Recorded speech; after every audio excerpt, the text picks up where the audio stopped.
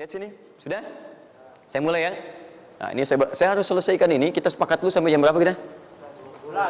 Oh enggak, kalau Anda mau sampai jam 12 silakan saja. Saya setengah 10 selesai lah. Karena ini pembuka ya, pembuka. Ke depan kita akan lebih kompleks karena saya pengen ini dicoba sampai sepekan.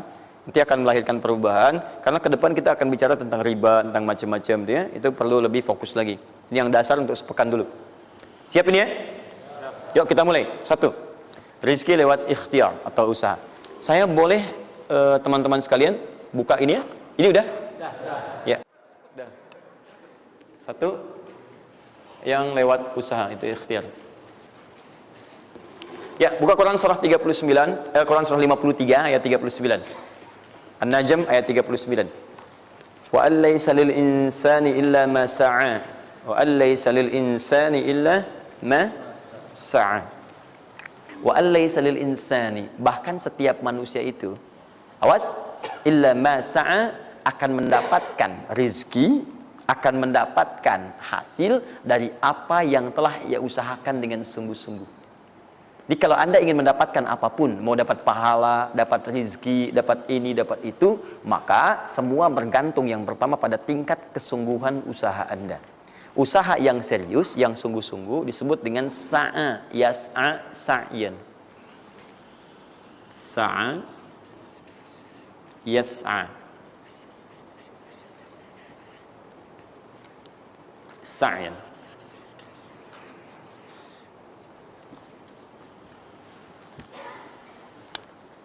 Ini sa'a, yas'a, sa'yan tidak disebutkan dalam bahasa Arab kecuali menunjuk satu usaha yang sangat serius, sungguh-sungguh.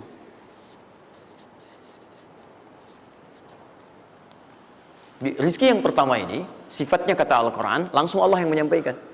Kalau Anda mau mendapatkan rizki itu, baik yang sifatnya materi, uang, rumah, mobil, pakaian, makanan dan sebagainya, maka Anda mesti serius usaha. Usaha yang serius. Saya belum bicara bagaimana cara usahanya. Tapi Quran ingin membangun komitmen dulu. Anda mau usaha enggak? Anda usaha, saya kasih kata Allah. Tapi kalau Anda enggak usaha, enggak akan turun rezeki. Ya. Enggak ada rezeki turun dengan cuman diam aja. Enggak ada. Anda mesti usaha. Saat saya berada di Mesir, ada 2 mahasiswa itu saling, mereka paham Quran. Mereka diskusi ingin membuktikan kebenaran Quran. Yang satu cara berpikirnya benar, yang satu keliru. Yang satu berkata, Allah kan sudah jamin rezeki kita akan diberikan, ya kan? Sampai kita wafat sempurna rezeki. Jadi nggak nyari pun pasti dikasih. Cara berpikirnya seperti itu. Ini yang dipakai oleh orang liberal sekarang. Nah, maksudnya logika semacam ini. Yang satu lagi berkata, memang Allah kasih, cuman kita mesti usaha. Dia sebutkan beberapa ayatnya. Yang satu bertahan dengan pendapatnya, dia ingin buktikan, saya masuk nanti ke masjid. Kalau di Timur Tengah itu suka ada zawiyah, tempat-tempat khusus untuk ibadah. Dia masuk ke dalamnya, sembunyi di belakang meja. Nah, di masjid itu suka ada muhsinin, para donatur yang itikaf, kasih makan. Hari pertama semua dikasih, dia tidak, karena ngumpet. Karena perjanjiannya nggak boleh ada usaha apapun. Hari kedua dia masih ngumpet, nggak dikasih, semua dikasih yang ada. Hari ketiga sudah lapar sekali, sudah nggak tahan. Begitu udah dikasihkan, yang muhsinnya tanya, hal min akhar, ada lagi yang lain nggak? DKM jawab karena nggak tahu, kan ngumpet, nggak ada yang lain. Baik, kalau gitu saya kasih ke tempat lain. Karena beranjak mendengar suara itu, dia langsung kasih kode dengan berdahan. Kaget kan DKM.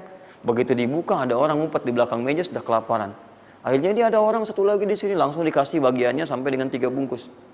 Begitu dikasihkan itu, teman yang kedua tadi yang mengatakan mesti ada usaha langsung mengejar pada teman yang bersembunyi. Dan dia katakan, kan saya bilang dari awal, rezeki itu mesti dicari walaupun dengan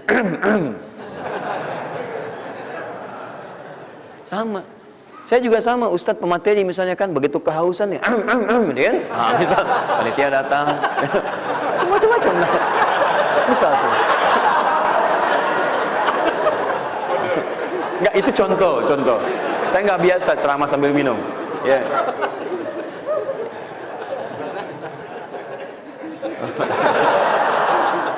Jelas ya?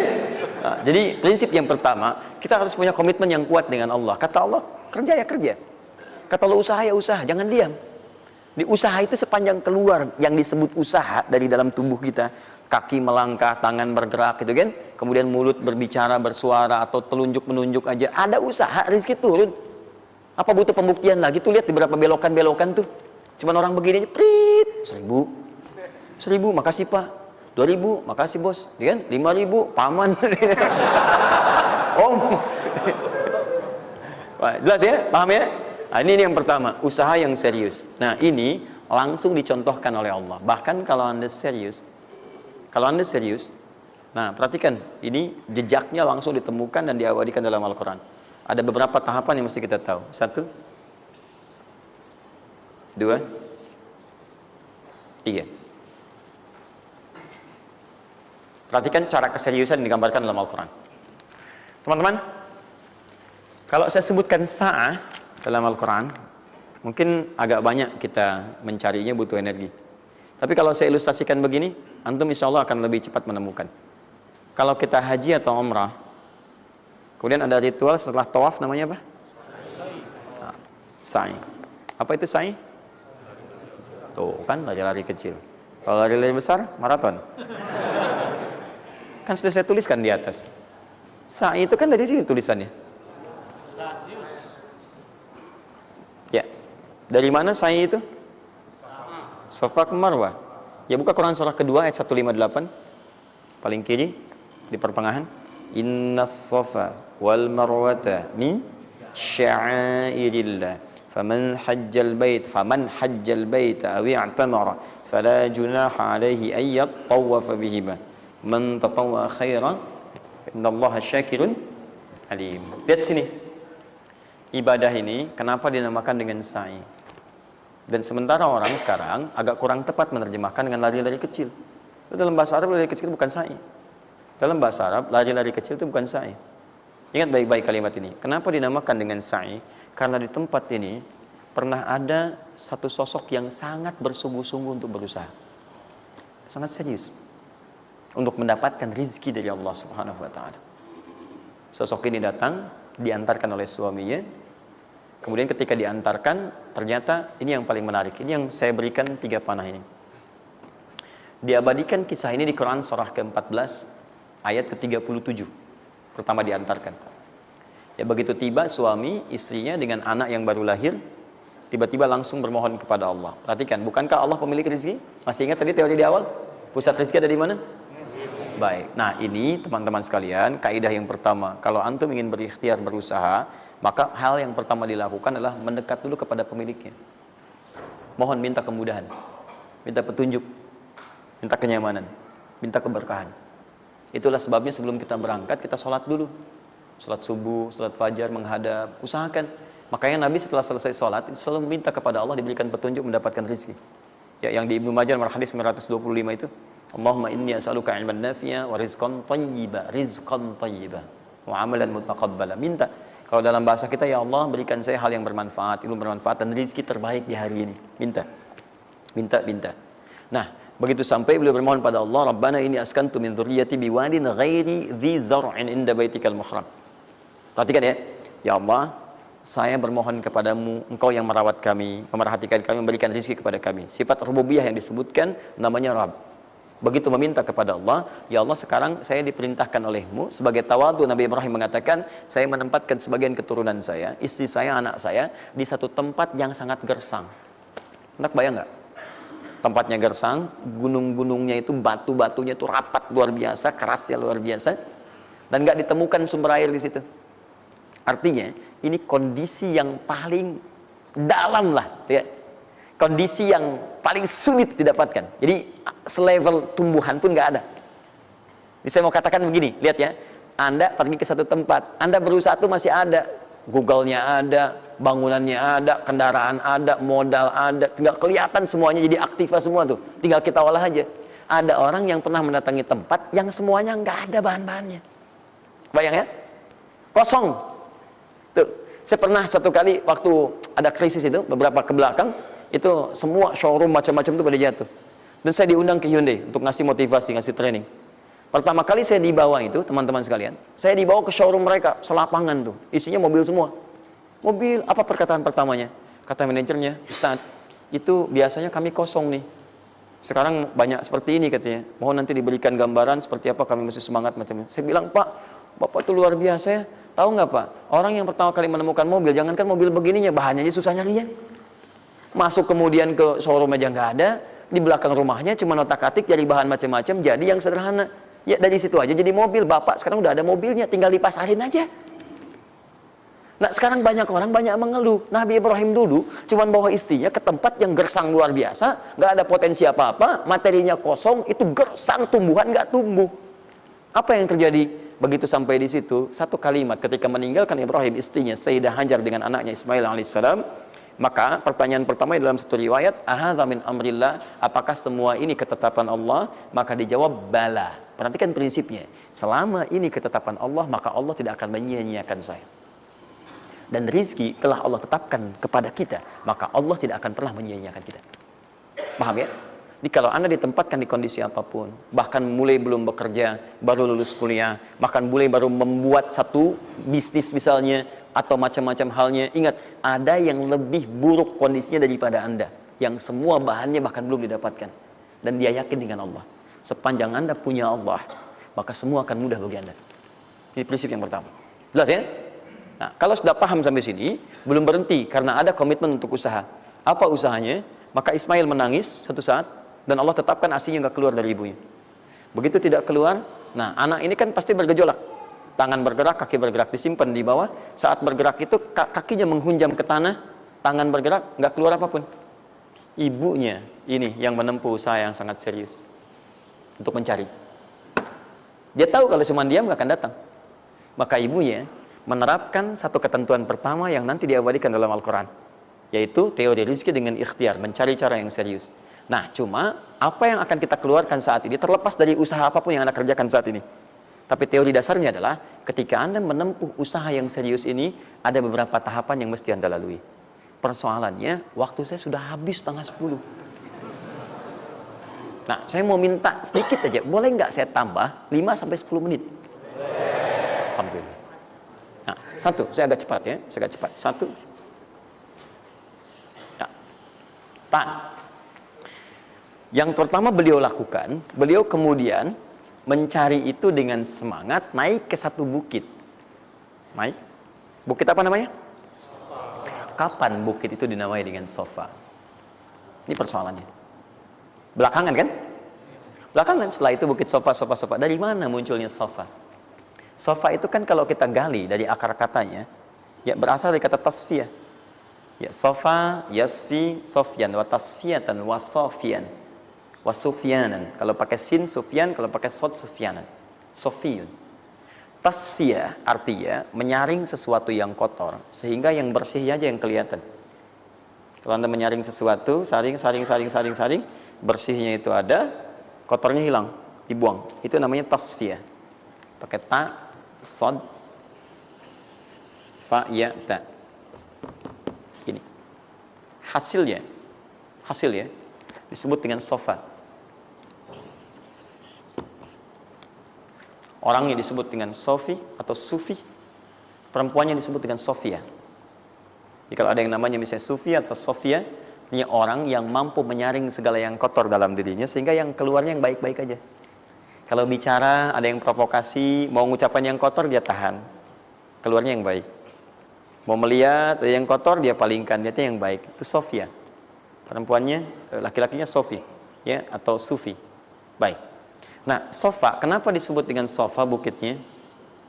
Karena pada saat itu, walaupun tidak ada modal, situasinya sulit, beliau bisa menyaring keadaan dirinya, sehingga menghilangkan yang kotor-kotor dalam benaknya, dan yang ada cuma prasangka baik kepada Allah Subhanahu wa Ta'ala.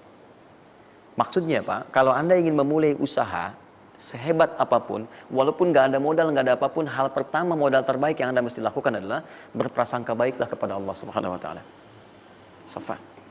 Positive thinking kepada Allah. Allah sudah janjikan kepada saya, maka saya akan memenuhi apa yang Allah perintahkan. Dan akhirnya Allah memberikan apa yang dijanjikan. Jelas ya? Kalau Anda memulai dengan perasaan yang baik, yang positif, nanti Allah akan angkat Anda berada di puncak seperti Sayyidah Hajar naik ke atas bukit itu. Jelas ya? Dan perasaan Anda pun akan enak. Tapi kalau belum apa-apa Anda sudah negative thinking kepada Allah, maka mohon maaf, jangankan rizkinya, maka usaha Anda pun tidak akan maksimal, effortnya akan sangat kurang. Anda baru mau ke kantor, Terus tiba-tiba melihat mendung. Ya, terus orang udah mulai macet. Terus negatif muncul di situ, ya, mendung. Macet.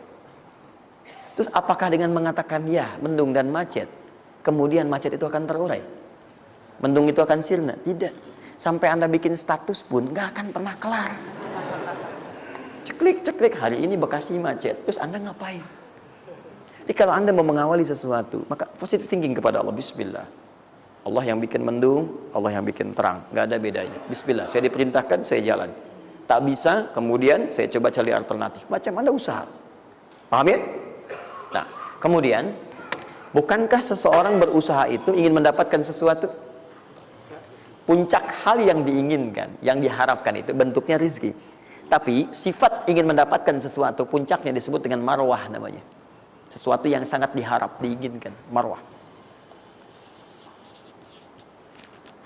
Perhatikan baik-baik. Ya. Saya mau tanya begini, dari sofa ke marwah.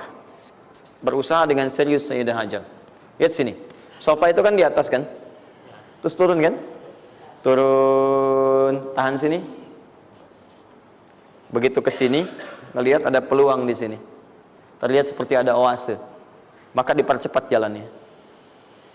Makanya di sini sekarang ada tanda lampu hijau. Ya, begitu nyampe sini untuk laki-laki lari-lari kecil. Perempuan jalan cepat. Ini karena ibadah yang disebut dengan sa'i sering diartikan dengan lari-lari kecil. Ini berlari ini teman-teman, jalan cepat ibu. Ini sesungguhnya awalnya ini melihat di sini seperti peluang ada oase di sini di Marwah. Banyak air.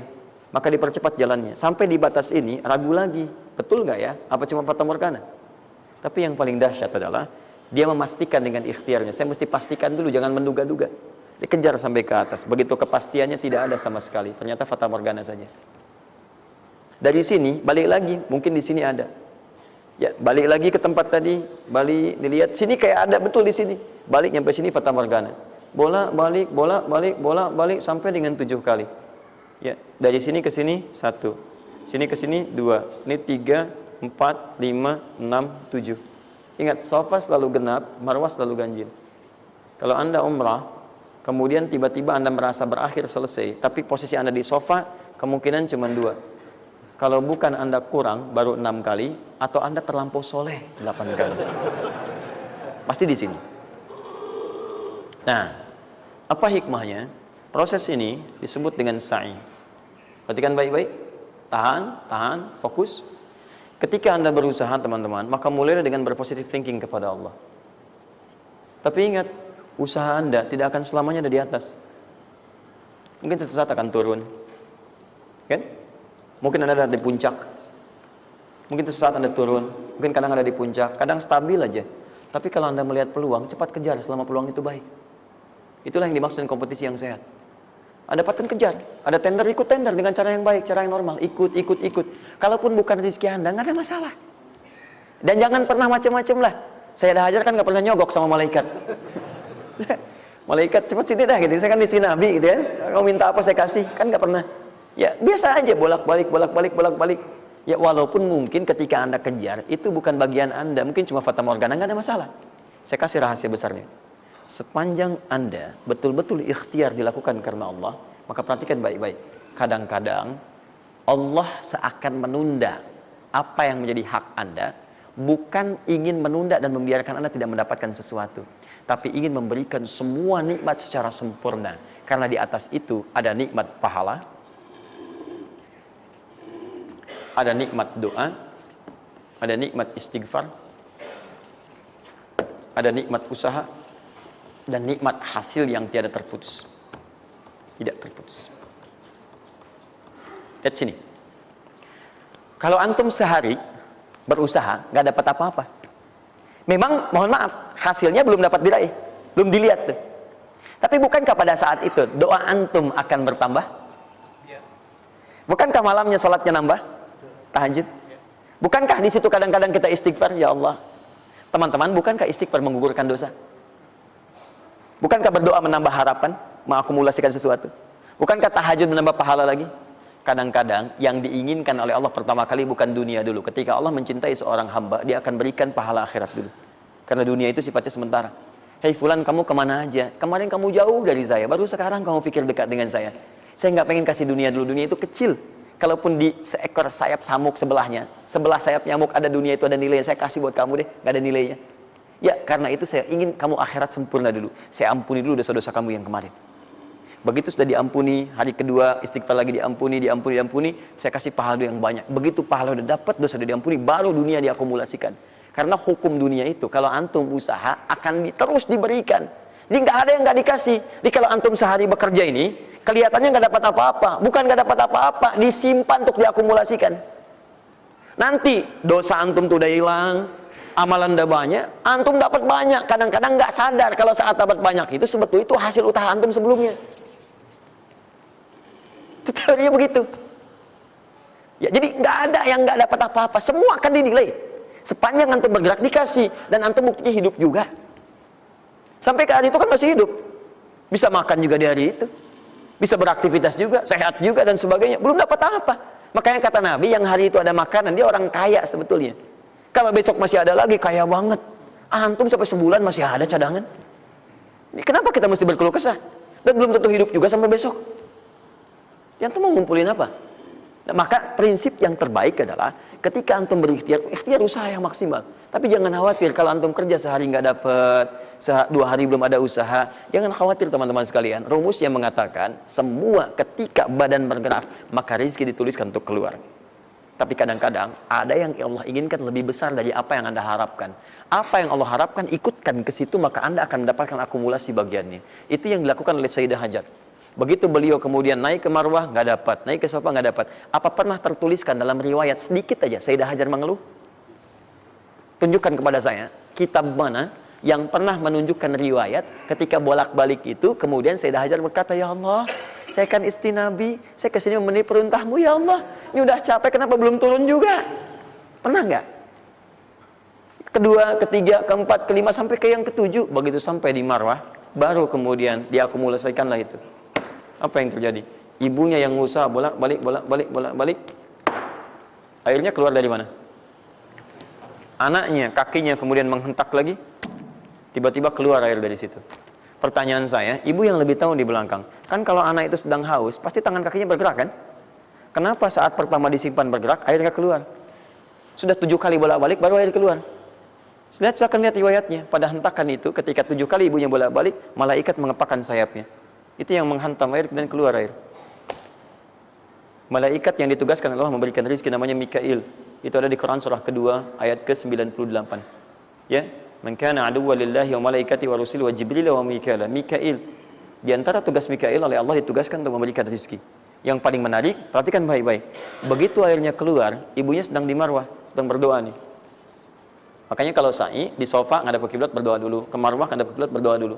Begitu sedang berdoa nyampe ke Marwah yang ketujuh, anaknya lebih kencang menangisnya. Ibunya mendengar suara nggak biasa, dikejar ke sini. Begitu kejar ada air. Apa kata ibunya? Lihat kalimatnya. Zam, zam, zam, zam. Ibunya tidak mengatakan ijma, tapi zam, zam, zam, zam. Zam itu artinya kumpul jangan berhenti, kumpul jangan berhenti, kumpul jangan berhenti. Sampai sekarang air itu tidak pernah berhenti. Perhatikan bagaimana akumulasi pekerjaan seorang ibu yang sangat serius menghasilkan rezeki bukan hanya untuk dirinya, untuk anaknya, cucunya, cicitnya, dan berganti generasi sampai kita sekarang. Kita aja ke zaman Nabi Muhammad, itu teman-teman sudah lewat 15 abad. Nabi Muhammad ke Nabi Ismail 29 generasi. Satu generasi bisa ribuan tahun. Nabi Muhammad ke Nabi Musa aja 2000 tahun, ke Nabi Isa 600 tahun. Sekarang ke Nabi Ismail 29 generasi.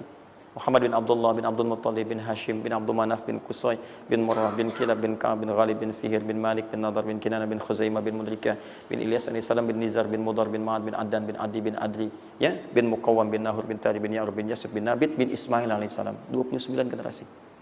Yang bisa mengulang 29 ini saya bebaskan paspornya untuk menghafal Quran di pekan depan. Silakan. Boleh, silakan. Tapi kalau salah satu tambah 1 ayat. Jelas?